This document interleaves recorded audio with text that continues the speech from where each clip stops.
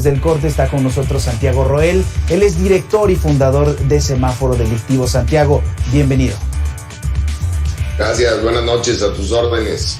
Santiago, hace unos minutos hablábamos de la última información que se registra en la megalópolis, en las entidades del centro del país, y hablábamos de un bebé que fue desenterrado y llevado al penal de San Miguel allá en Puebla, de por lo menos 2 casos de feminicidio, y semanas atrás, de manera constante, el robo a los pasajeros del transporte público o el robo de combustible en la zona del Valle de México. De acuerdo con el semáforo delictivo, ¿cuál es la situación en el centro del país, en todos estos estados? Mira, lo que hemos notado, y es a nivel país, y el centro de México y la megalópolis no es la excepción, es que cuando sube esta violencia entre grupos delictivos que básicamente o inicialmente se dedican al trasiego de drogas o a la venta de drogas, el mercado negro de drogas, te va colapsando al Estado de Derecho. Y cuando eso sucede, pues suben los homicidios radicalmente en algunos de estos estados, a veces no en el estado completo, pero sí en algunos municipios. Y luego hay otros delitos que pueden subir, ¿no? El secuestro, la extorsión, el narcomenudeo. Pero lo que observamos es que también se deterioran otro tipo de delitos, como pueden ser los robos, lo que tú señalas, o la violencia familiar o las violaciones. Este año en el país tuvimos un incremento muy importante en violaciones, fue el delito que más se incrementó, y la violencia familiar. Pero tuvimos también incrementos de extorsión y de narcomenudeo, es decir, 2 delitos muy relacionados. El homicidio se mantuvo muy igual al año pasado, tiene una ligera reducción, pero las narcoejecuciones se mantienen casi intactas, ¿no?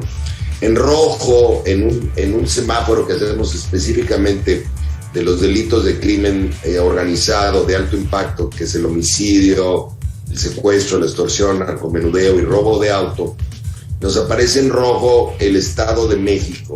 Y esto es algo nuevo que no habíamos observado. Esto es reciente, desde el año que acaba de terminar.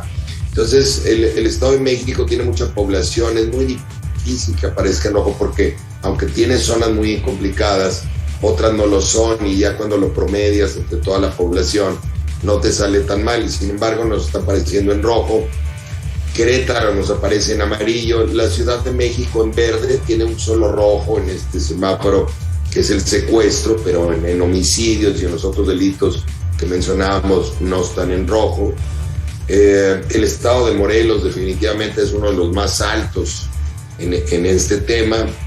Puebla nos aparece en verde porque no llega, es decir, todo esto es comparando estados contra estados, ¿no? Puebla no nos aparece en rojo, nos aparece en verde, Tlaxcala en amarillo, y esta es la zona que rodea, ¿no?, a la Ciudad de México, ¿no?, que comentabas. Santiago, digamos que en términos de inseguridad y sobre todo de violencia extrema con el tema de las ejecuciones que pudieran estar relacionadas con algunos cárteles de la droga, solamente el Estado de México y Morelos estarían ya en una zona de prioridad urgente.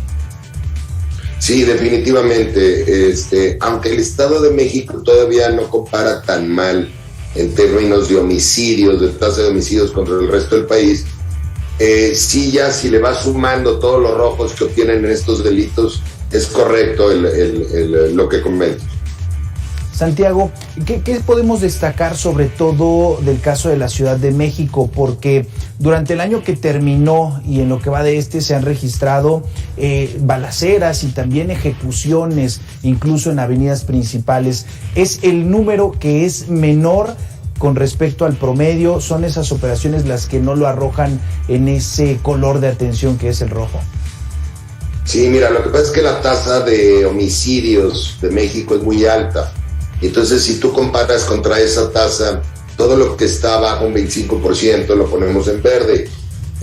No quiere decir que esté muy tranquila la Ciudad de México, quiere decir que compara mejor contra el resto del país.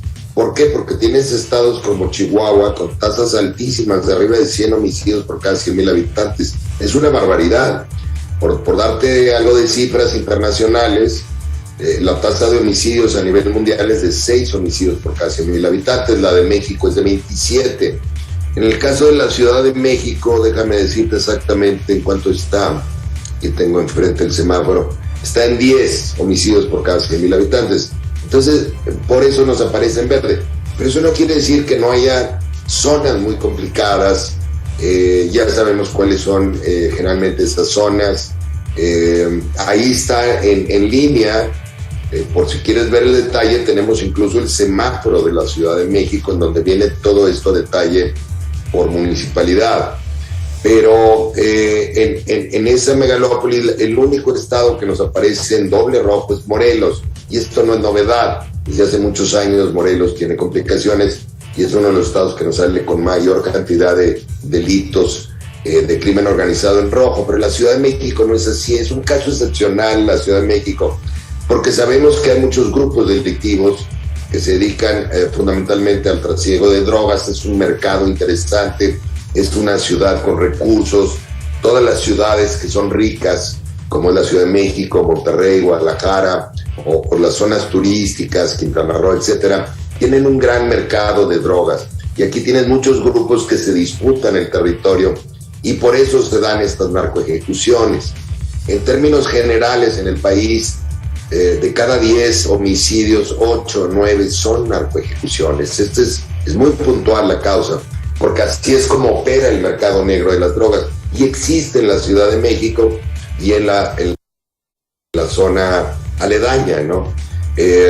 Además del trasiego, ¿no? Sabemos que por el tema de Morelos, pues mucho es el trasiego, el tema de Guanajuato también, el Estado de México se ha contaminado con esto.